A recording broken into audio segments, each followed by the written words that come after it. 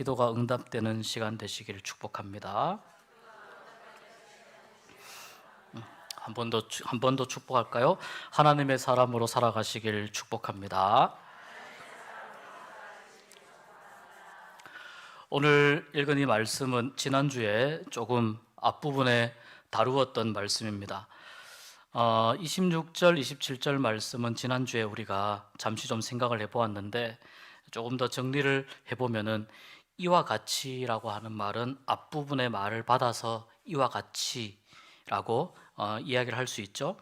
앞부분의 내용은 뭐냐면은 소망의 중요성에 대해서 이야기했는데 이것을 26절부터 성령님과 관련되어 있는 이 말씀으로 이해하고 적용을 한다면은 성령님께서 우리에게 소망을 주는 분이시다라고 우리가 이해를 할 수 있습니다. 성령님께서 우리에게 소망을 주시고 또 소망을 붙잡게 하시고 또 소망으로 나아가게 하시는데, 그런데 또 성령님께서 소망을 주시는 성령님이 우리를 어떻게 대하시는가? 우리를 어떻게 대하시는가? 오늘 이 말씀 보면은 우리의 연약함을 도우신다고 하거든요. 우리가 많이 연약합니다. 우리가 굉장히 많이 부족합니다. 굉장히 작은 일에도 쉽게 넘어지고 마음이 바뀝니다.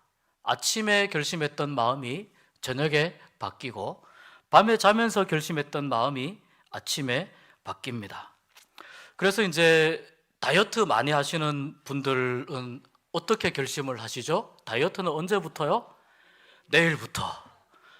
다이어트는 오늘부터 하면은 안 되는 거죠. 다이어트는 내일부터. 그래서 오늘 맛있게 먹고 오늘 충분히 배부르게 먹고 또 육신의 에너지를 얻은 다음에 다이어트는 내일부터. 자, 내일 갔는데 또 내가 좋아하는 또 치킨이 나왔습니다. 어떻게 해야 됩니까? 맛있게 먹고 또 내일부터. 우리가 연약하기 때문이죠. 그래서 작심삼일이라는 말이 있습니다. 작심삼일. 작심삼일을 어떻게 하면은 작심삼일을 피할 수 있느냐? 아마 우리가 다 들어보셨을 이야기입니다. 3일마다 한 번씩 작심삼일을 해라.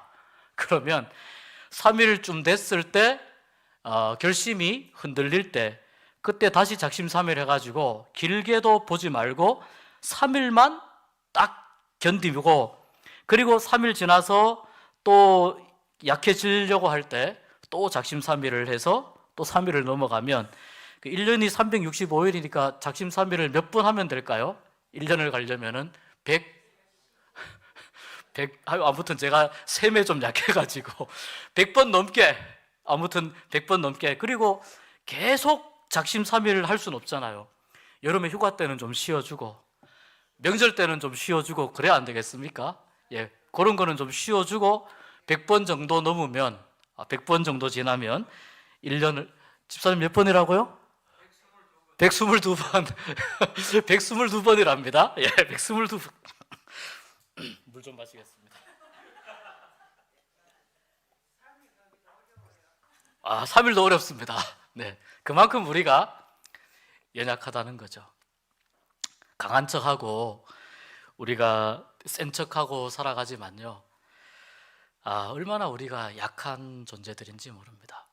내가 연약하다는 것을 인정하면, 내가 연약하다는 것을 하나님 앞에서 인정하면 오늘 이 말씀처럼 성령도 우리의 연약함을 도우시나니, 내가 연약함을 인정하면 성령님이 도와주시는데, 하나님 앞에서 내가 센 척하면 하나님께서 어떻게 하실까요? 그래, 얼마나 센지 한번 해봐라 그러실지도 모릅니다. 센 척하는데, 강한 척하는데 얼마나 센지 얼마나 강한지 한번 네가 견뎌봐라, 버텨봐라. 그리고 하나님이 회심의 미소를 지으시면서 말씀하실 겁니다. 나 없이는 단 1초도 살 수 없으면서 뭘 그렇게 혼자 할 수 있다고 이렇게 착각하고 또 혼자 할 수 있다고 그렇게 어깨에 힘주냐. 연약함이라는 것을 인정하면, 그 연약함을 들고 나에게 와서 무릎 꿇고 내 손을 붙잡고 연약함을 가지고 내 품에 안기면 내가 그 연약함을 다 받아주고, 그리고 그 연약함을 충분히 내가 이겨낼 수 있도록, 극복할 수 있도록 도와줄 텐데 왜 그렇게 그 연약함을 나에게 아뢰지 않고 나에게 와서 도와달라고 하지 않느냐, 하나님이 그렇게 말씀하실지도 모릅니다. 오늘 밤에 우리의 연약함을 하나님 앞에 인정하는 시간이 되었으면 좋겠습니다. 그리고 하나님, 제가 많이 연약합니다. 우리가 많이 연약합니다. 이리 치이고 저리 치이고 상처도 받고 아픔도 있고 또 옛날부터 해결되지 못한 상처들도 있고 또 아픔들도 있습니다. 아직까지 해결하지 못하고 있는 여러 가지 문제들이 있는데 하나님, 그것을 도와주십시오. 이렇게 오늘 밤 하나님의 도움을 구하는 그런 우리가 될 수 있기를 소망합니다. 성령도 우리의 연약함을 도우시나니 우리는 마땅히 기도할 바를 알지 못하나. 우리가 앞으로 나아가야 되는데 어떤 방향으로 어느 길로 가야 될지 우리가 모르잖아요. 어떤 길로 가야 될지 우리가 알 수 없기 때문에 어떻게 기도해야 될지를 모르는 거예요. 우리가 어느 방향으로 어떻게 앞으로 나가야 될지 한 치 앞도 모르고 5분 뒤의 일도 모르기 때문에 우리가 하나님 앞에 기도해야 되는 거거든요. 그러니까 그만큼 우리가 무슨 기도를 해야 될지를 잘 몰라요. 계획은 많이 세워놓습니다. 많은 계획을 세워놓고 많은 약속을 잡아놓고 많은 일정을 합니다만, 그러나 그것이 다 지켜질지, 그것을 내가 다 겪을 수 있을지, 그것을 다 이룰 수 있을지는 우리가 보장할 수 없지 않습니까? 그런데 그 상황 가운데에서 내가 어떻게 기도해야 될지를 이제 잘 모른다는 겁니다. 그리고 또 한 가지는 왜 우리가 마땅히 기도할 바를 알지 못하는 사람들이냐면은 우리가 많이 어리석은 사람들이기 때문에 무엇이 옳은 것인지 무엇이 바른 것인지 이것을 잘 모른다는 겁니다. 예전에는 빠름이었습니다. 빨리 가면 된다고 했습니다. 요즘에는 좀 경향이 바뀌었습니다. 요즘은 빠름이 아니고 발음으로 바뀌었습니다. 빨리 가는 것도 중요한데 정반대의 방향으로 빨리 가면 훨씬 더 망가지기 쉽지 않습니까? 그런데 정반대의 방향이 아니라 하나님이 원하시는 바른 방향으로 조금 더디더라도 좀 천천히 가더라도 나 혼자 막 뛰어갈 생각하기보다는 함께 여러 사람이 같이 가는 것, 그래서 같이 한 방향으로 같은 발음을 누리면서 가는 것, 이것이 하나님이 오늘날 우리에게 원하시는 모습입니다. 그래서 바르게 갈 수 있도록 기도하여 주십시오. 우리가 이렇게 기도하면 좋겠습니다. 바르게 갈 수 있도록 기도하여 주십시오. 어떻게 바르게 갈 수 있도록, 어떻게 우리의 앞길을 방향을 정할 수 있을까요? 성령님의 기도 안에서 도우심을 통해서 우리가 알 수 있고 확인하게 되는 거죠. 내가 연약한 것을 인정할 때 하나님이 우리를 긍휼히 여기십니다. 우리가 기도할 바를 알지 못해서 막 방황할 때 하나님, 기도의 줄기를 잡게 해주십시오, 올바른 기도를 할 수 있게 해주십시오라고 할 때 성령님이 우리 옆에서 우리를 가만히 지켜보다가 한숨을 한번 푹 내쉬는 겁니다. 깊은 한숨을 내쉬면서 말할 수 없는 탄식으로, 내가 도와주지 않으면 어떻게 하겠느냐, 내가 도와줘야지, 말할 수 없는 탄식으로 친히 우리를 위하여 간구하시느니라. 성령님께서 오늘 우리를 위해서 친히 간구해 주시고 친히 기도해 주심을 경험하고 누릴 수 있는 이 밤이 될 수 있기를 소망합니다. 그리고 말씀합니다. 27절에 계속 말씀을 이어서 보면 마음을 살피시는 이가 성령의 생각을 아시나니. 자, 성부, 성자, 성령 하나님은 같은 한 하나님이시잖아요. 서로의 위격이 다를 뿐이지 같은 하나님이시잖아요. 그러니까 하나님께서 또한 성령의 생각을 아신다는 뜻입니다. 마음을 살피시는 이가, 하나님이 성령이 어떤 생각을 갖고 계시는지 알기 때문에, 또 그 반대로 그렇기 때문에 성령님 또한 하나님의 마음과 하나님의 생각을 아신다는 겁니다. 그래서 성령님께서 우리의 기도를 도와주시면 우리가 어떤 기도를 할 수 있느냐? 하나님의 뜻대로 간구하는 기도, 하나님의 뜻대로 기도하는 그 기도를 할 수 있게 된다는 것이 27절의 말씀입니다. 우리가 여러 가지 일들을 당할 때 많이 인용하는 말씀이 있습니다. 바로 28절 말씀입니다. 우리 28절 같이 한번 읽어볼까요? 우리가 시작.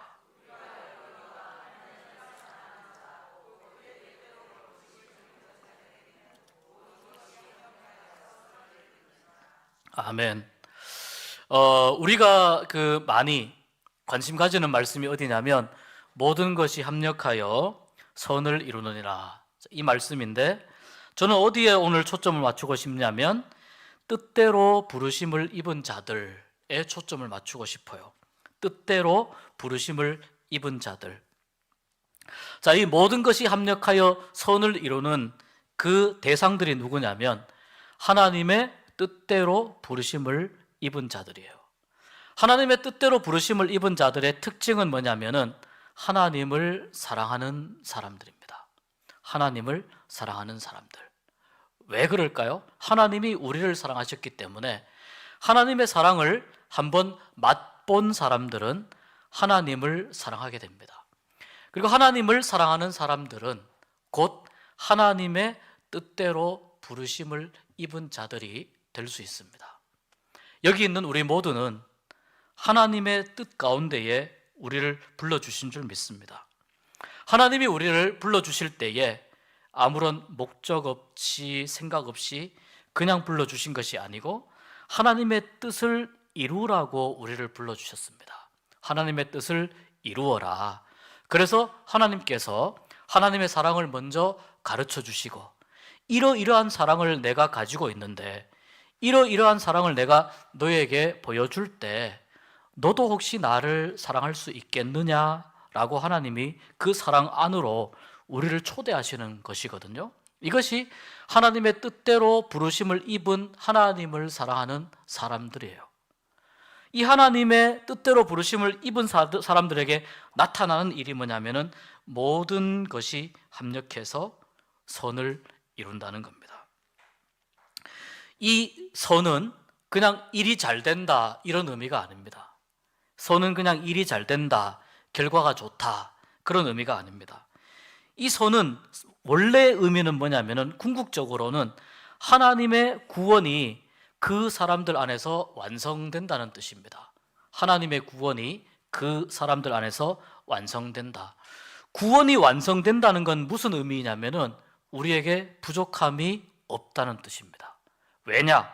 하나님과 가장 가까운 관계, 그리고 예수 그리스도의 부활하신 그 놀라운 예수님과 같은 그런 상태, 더 이상 부족함이 없고 이 세상에서 지치거나 피곤하거나 한계를 가지고 있는 이런 육신의 껍데기가 아니고 영원히 하나님과 함께 살 수 있는 그 상태가 어떤 상태냐? 구원이 완성된 상태거든요. 그리고 하나님의 나라가 이 세상 가운데, 우주 가운데 이루어지는 것, 이것이 뭐냐? 구원이 완성된 상태거든요. 더 이상 그런 상태가 되면 우리를 죽음 가운데로 몰아갈 그 어떤 위험한 존재도 존재하지 않게 됩니다. 우리를 유혹하는 그 어떤 것들도 존재하지 않게 됩니다. 우리를 지치게 만들고 우리를 끊임없이 연약함 가운데로 몰아가는 그 어떤 것들도 더 이상 존재하지 않게 됩니다.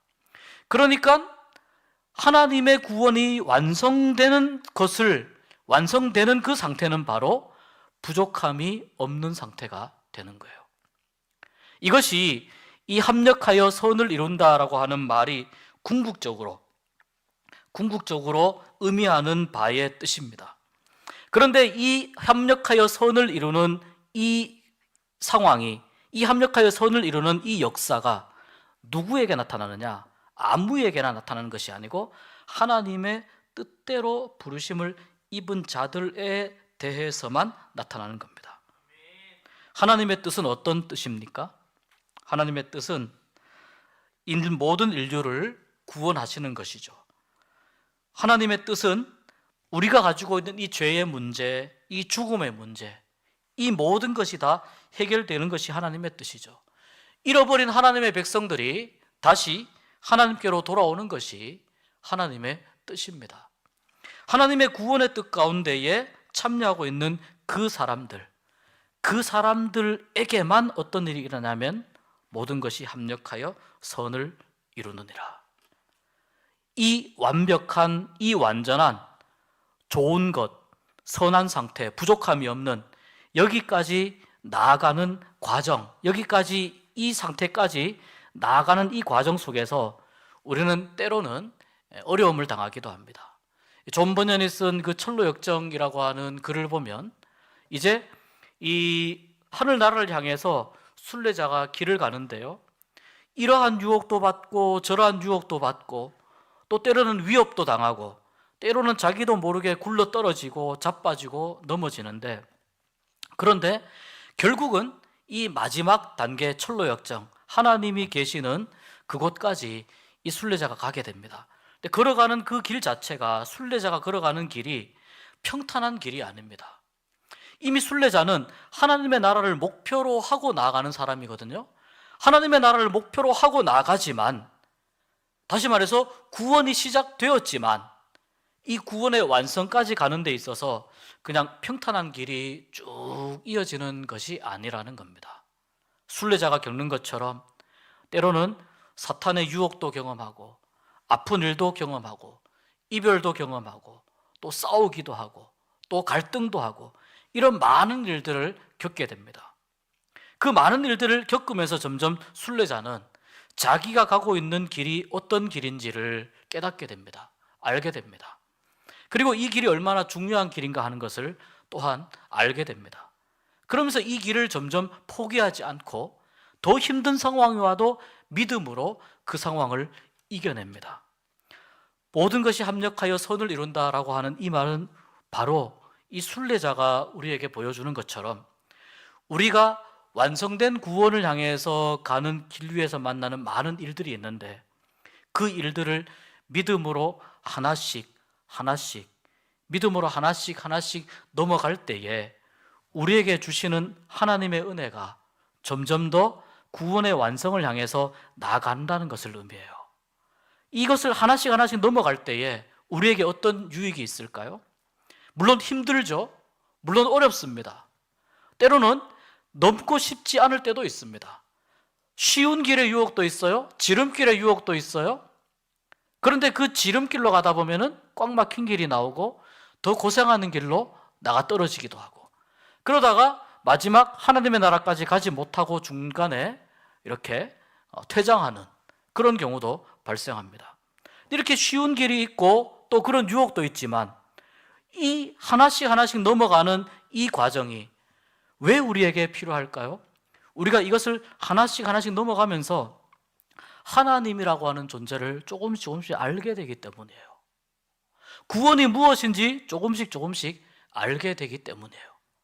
마치 어떤 큰 그림을 조각을 나누어 가지고 조각을 이렇게 하나씩 붙이는 퍼즐처럼 한 고비를 넘어갈 때에 퍼즐 하나를 정확한 자리에 놓는 것과 똑같아요. 또 다른 고비를 넘어갈 때 또 다른 퍼즐을 정확한 자리에 놓는 것과 똑같습니다. 처음에 시작할 때는 정말 이것이 어떤 그림이 나올까 매우 궁금해하죠. 그런데 3분의 1 맞추고 나면 약간 무언가 형체가 좀 보이기 시작합니다. 희미하지만 무언가 약간의 깨달음이 있습니다. 절반쯤 되면은, 그리고 중간중간에 비어있는 퍼즐이 있다 하더라도 어느 정도 퍼즐이 60%, 70% 점점 이렇게 맞춰서 가는 그 과정을 보면서 조금씩 하나님에 대해서 알게 되고, 하나님이 이런 분이구나, 은혜가 이런 것이구나, 예수 믿는다는 것이 이런 것이구나, 또 때로는 이 세상에서 만나는 고난의 의미가 이런 것이구나, 왜 하나님이 우리에게 이 넘어갈 고난을 주시고 견뎌야 할 연단을 주시고 이런 것들을 왜 주시는지, 그것을 퍼즐을 맞추면서 그림을 점점 더 확인해 가는 것처럼 그렇게 우리 마음속에 조금씩 선명해지게 되는 것입니다. 이것이 다 모였을 때 뭐가 될까요? 온전한 하나의 그림이 되는 겁니다. 이것이 다 모였을 때 내가 이 다 완성된 퍼즐을 가지고 하나님 앞에 가는 겁니다. 하나님, 왼쪽 끝에 있는 이 조각은 그때 언제 제가 하나님의 이름을 부르면서 몸부림치면서 그때 넘어갔던 그 고비이고, 하나님 이 오른쪽 가운데 있는 이 조각은 제가 그때 매우 큰 힘들고 어려운 일을 만났을 때 그때 하나님을 부르면서 넘어갔었고, 그때 하나님이 연약한 나를 도우신다는 것을 처절하게 깨달았던 퍼즐이 이 퍼즐입니다. 이렇게 내가 완성한 조각을 가지고, 이 퍼즐을 가지고 하나님 앞에 나아가서 하나님, 제 인생의 퍼즐이 여기 있습니다, 이렇게 하나님 앞에 보여드리는 겁니다. 그것을 보면서, 그 퍼즐이 다 완성된 것을 보면서 어떤 성취감과 어떤 은혜를 느끼게 되냐면, 이 모든 퍼즐 조각이 다 합력해서 하나의 아름다운 그림을 그려가는 것이군요 라고 하는 것을 하나님 앞에서 고백하게 될 날이 언젠가 있을 겁니다. 여러분, 지금 우리가 맞추어가는 이 퍼즐, 지금 내 인생에서 맞추어가는 이 퍼즐, 이것이 전부가 아니라는 것을 기억했으면 좋겠습니다. 그냥 한 조각입니다. 조금 맞추기 힘든 조각도 있고 조금 맞추기 쉬운 조각도 있습니다.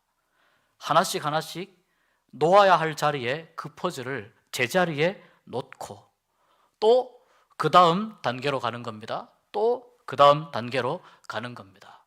그렇게 해서 하나의 퍼즐을 완성했을 때, 그때 주님의 뜻대로 부르심을 입은 자들이 어떤 의미인지 선명하게 다가올 겁니다. 하나님께서 이런 뜻 가운데에 나를 불러주셨습니까? 우리를 불러주셨습니까? 선명하게 다가옵니다. 그리고 그러한 나에게, 그러한 우리에게 이 모든 인생의 시간들이, 이 모든 인생의 사건들이 눈물과 슬픔과 한숨과 기쁨과 환희와 감탄과 절망과 이러한 모든 인생의 감정과 사연들이 다 모여서 기가 막히게 아름다운 그림을 만들어낸, 합력해서 부족할 것 없는 완벽한 그림을 만들어낸 그때를 보면서 이것이 그런 뜻이었습니까? 내 인생에서 하나님께서 그리고자 하셨던 그림이 이런 그림이었습니까? 하나님, 이 그림을 완성하는 동안, 이 퍼즐을 완성하는 동안 저와 함께 하시고 저의 연약함을 지켜주시고 또 저와 동행해 주셔서 감사와 찬송과 영광을 돌려드립니다. 이렇게 아버지 앞에 고백하면서 나아갈 수 있는 그때가 반드시 우리에게 오게 될 것이라고 믿습니다. 29절 30절 말씀을 한번 보면은요, 하나님이 미리 아신 자들을 아들의 형상을 받게 하기 위해서 미리 정하셨으니, 하나님이 이러한 그림을 그려가기로, 만들어가기로 이미 예정하셨다는 뜻이거든요. 예정하셨는데 누구를 본받게 하려고 하기 위함이냐면 맏아들 대신 예수님을 본받게 하기 위해서예요. 예수님을 본받게 하기 위해서. 하나님이 그리신 그림 중에 가장 기가 막힌 작품, 가장 아름다운 그림은 바로 예수 그리스도의 십자가 사건이에요. 그 예수님을 본받게 하기 위해서 그들을 부르시고, 30절에 부르신 그들을 의롭다 하시고, 의롭다 하신 그들을 영화롭게 하셨다. 부르셨다, 이 말은 소명이라는 말로 이야기할 수 있고, 의롭다 하셨다, 이 말은 칭의라고 하는 말로 내가 너를 의롭다고 인정해 준다, 칭의라는 말로 이야기할 수 있고, 영화롭게 하셨다, 이 말은 영화라고 이야기할 수 있습니다. 성화의 다음 단계인 영화, 거룩하게 되는 것, 온전하게 되는 것, 하나님 안에서 완전하게 되는 그 단계, 그것이 영화롭게 되는 이 단계입니다. 누구를 바라보고 갈 때? 맏아들 대신 예수님을 바라보고 갈 때, 예수님을 바라보고 예수님을 믿으면서 예수님을 표대로 보고 나아갈 때에 우리에게 일어나는 수많은 그림들, 그 모든 그림들이 주님 안에서 기가 막히게 아름다운 그림이 되는 줄 믿습니다.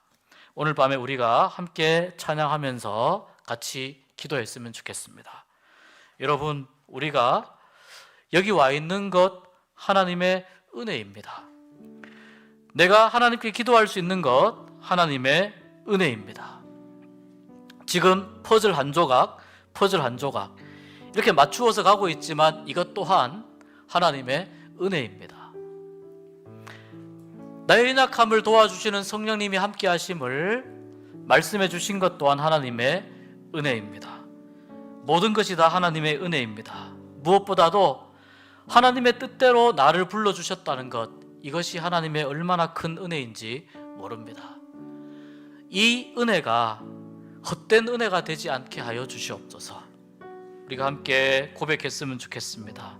이 은혜를 안고 살게 하여 주시옵소서. 그리고 내 인생에 기가 막히게 아름다운 그림 그리게 하셔서 하나님 앞에 언젠가 구원이 완성될 그때에 하나님 안에서 그린 이 그림을 하나님 앞에 온전히 드리면서 제가 이렇게 살았습니다.